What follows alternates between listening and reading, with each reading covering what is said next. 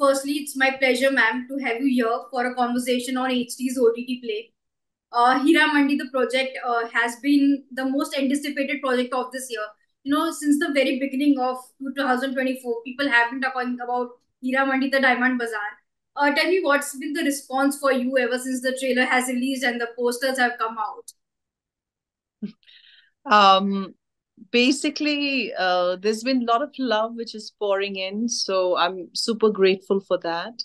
A lot of interest, a lot of love has poured in, and it's so exciting to, see finally so much of interest from various people. After 3 years of, hard work and patiently doing things right and all that.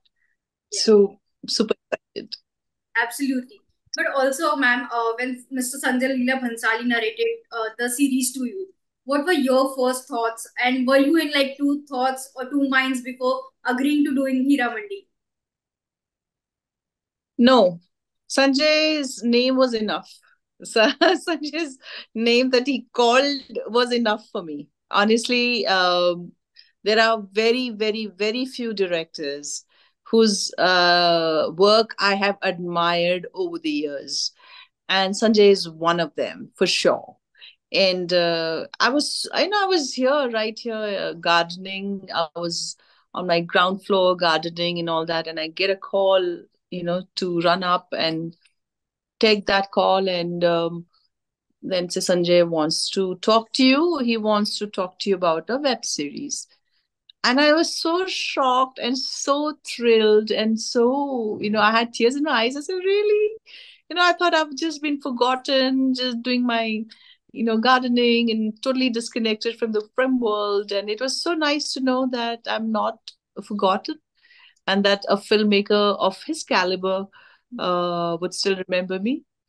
And so it was really nice. I was super, super excited. And then when they sent the script and when they explained the character, and it was something that I had never done so much, even the span of 100 films that I've done.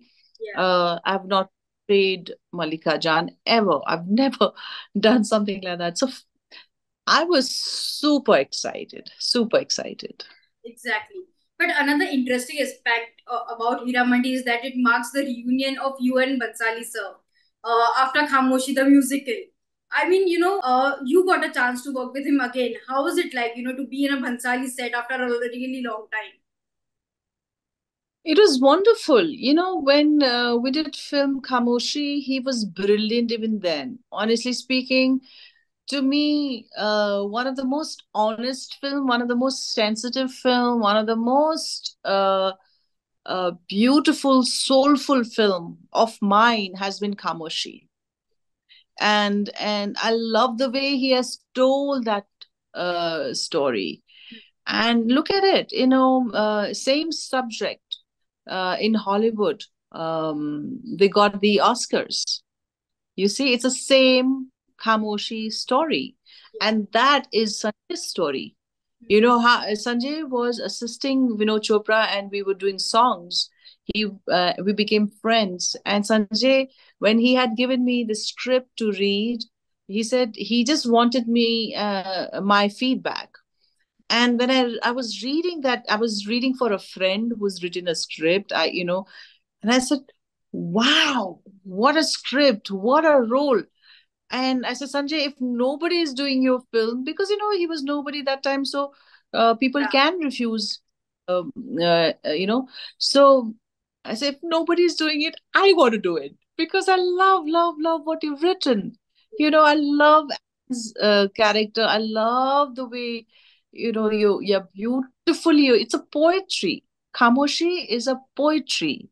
Of You course. know, uh, so I was super thrilled. I knew Sanjay had something really special in him. And of course, after that, kept on making one film after the other film after the other film, great films, and bigger films, and more glamorous and more elaborate, and today he's where he is at, and nobody can touch him, and in his genre, nobody can touch him. So he has built that, and I'm so so proud to be part of his films. One is Khamoshi, which is a simple, beautiful poetry. And then there is Heeramandi, which is like a grand saga, and one of the most elaborate sets that I've ever walked in. In my span of 30 years in my career and almost 100 films that I have done, I haven't worked in a set like Heeramandi's set. It's so beautiful. Whether you look at the corner, whether you look at the ceiling, whether you look at the floor, everything is immaculately done. And it's so artistic. It's so beautiful. The aesthetic sense. I mean, words can't explain. Of course. When you Words see, for sure. will yeah, yeah. Yeah, of course. But also, ma'am, talking about your character, Mallikajaan in Heeramandi. Tell me what went into the prep of the character, the kind of a fierce woman that she is. So basically, this is, when you're working with a director who's done every aspect for, and he's so particular Yeah. about not only for an actor, but for the cameraman, for DOP, for the set, for the art director, for everything, from costumes to jewelry to everything. He is minutely checking everything. He's involved in every aspect. Mm. So, of course, when I'm preparing or any actor is preparing for the characters they have to play in his films, he's minutely observing everything. And he also, I think, the keen eyes that he's got, one just has to basically understand what he's looking at, how he wants to show Mallikajaan, you know. And once you grasp that as an actor, then of course you bring in your own element. For me, because Mallikajaan is such a huge antagonist, she I wanted to bring a human aspect to the antagonist. I was thinking, वो औरत है यार, वो है, खराब है वो, मतलब कि वो कुछ भी कर रही है. She goes all out. She has no right and wrong, and the morality sense कुछ नहीं है उसमें. So how do I, what do I bring into this character? So honestly, for my focus has been, of course, after discussing it with the director, because director has to agree with what you're doing. I mean, it has to fit into his. And after you've understood what he's trying to tell, um, um, you bring in some elements. You bring in some elements that, as an actor, you know. And for me, for Mallikajaan specifically, I can say that I wanted to bring in more, no matter how cruel she is. I wanted to bring in a human aspect to it, कि शायद ऐसे कर सकते हैं लोग. तो ऐसा ना कि मतलब ये तो आउट एंड आउट इवली है, नहीं, इसका कुछ ह्यूमन एलिमेंट लाना चाहिए, क्योंकि she is bitter, she is torn, she is gone of the hook, but at the same times, you don't know whether to love Mallikajaan or to hate her.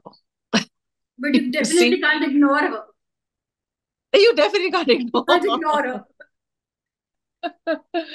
Yeah, so everything that I did, preparation, everything, whatever, instinctively and with a lot of methods and thinking and all that, I put in every element that was needed, but under the strict guidance of Sanjay Leela Bhansali, because I know the kind of person he is, I know the kind of director he is. And he when you're working with a director like that, half of your job is already done by the director, because he already has thought of, if he brings in a duh actor also, she also will look phenomenal, and lagega ki baap re baap, she can also act. So honestly speaking, taking his confidence, understanding him, his vision, और उसके बाद अपने अपने आप से सोचना, फिर बाद में आके डिस्कस डिस्कस करना संजय के साथ। बहुत सारी बार वो एक्सेप्ट नहीं करते हैं, बहुत सारी बार एक्सेप्ट करते हैं। और मैं तो सरेंडर कर देती हूँ, क्योंकि मैं मुझे मालूम है direct film making is directors Yeah, medium. true. And when they are writing the role, when they are imagining the characters, when they're imagining the environment, all that, they've already conceived, preconceived, they've done a lot of work. And actors are come on the project much later on, you know. So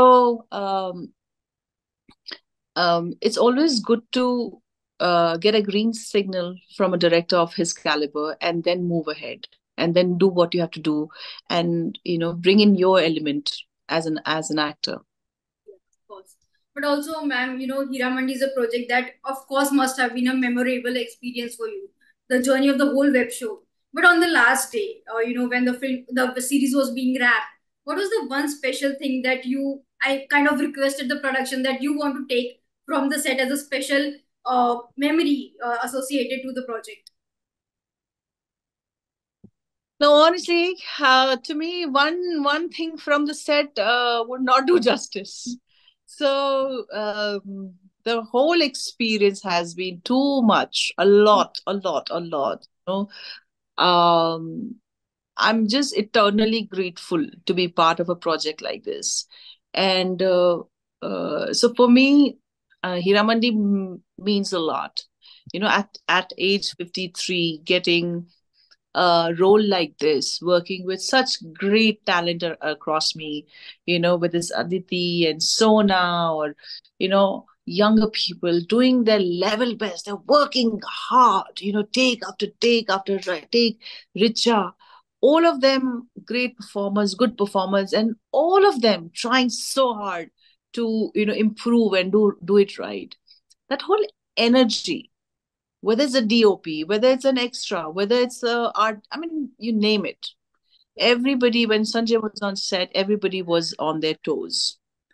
And it is out of respect and love for the man and the love for the work he does that we all wanted to shine.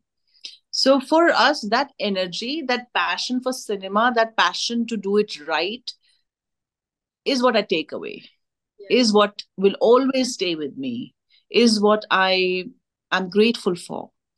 Because loving what you do, and when you're surrounded with people who love what they do, there's nothing better than that. There's nothing better than that. Agreed, agreed. But also, ma'am, in the last 3.5 decades of your career, today when you look at your journey in a hindsight, which moments do you consider were your highest highs and which ones were the lowest lows for you? What so honestly, life, when you live long, Hmm. um you will always have highs and lows in life. When you're going up, you should be certain that you're going to go down. Yeah. Okay. And when you're down, you should be definitely be certain that you're going to go up. So, which we forget, we forget all the time. When we are falling down, we realize, we'll never see up. When we're at the top, we never realize that we're going to be falling down. So, human nature, but when you live long and you've seen multiple ups and multiple downs, you tend to say, okay, I will not get rattled up. I will not do that. But we should learn to forgive ourselves even if we are rattled up. Um, which is the highest and which is the lowest? There are many. There are plenty. I'll give you an example of one example which was my lowest, but also to me, Hmm. um, was a huge gift, like my cancer. Yeah. And I was diagnosed with a stage 4 cancer, and I thought I was going to die. um of course, the treatment, the fear factor, everything was quite tough. And not knowing whether I was going to live or not, whether there's going to relapse or not, whether, living with a sword over your head, all, you don't know when it's going to fall on you.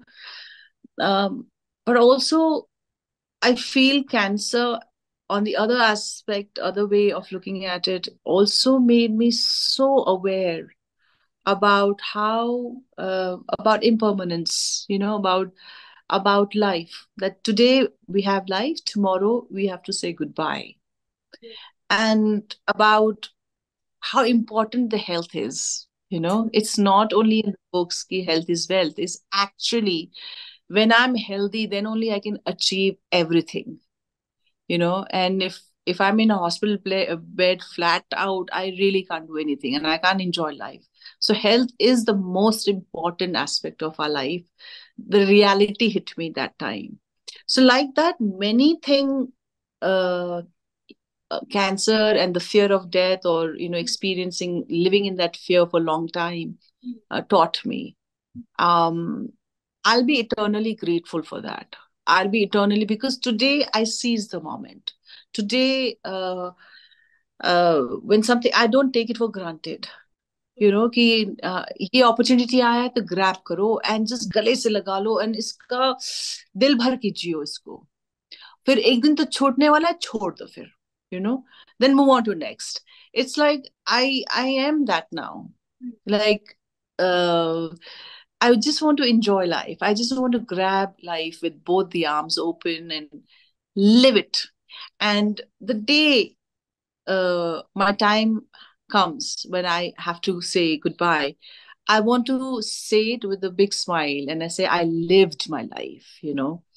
So it's a thin mix of loving it intensely and learning to let go. Yeah, of course. Very beautifully put, ma'am.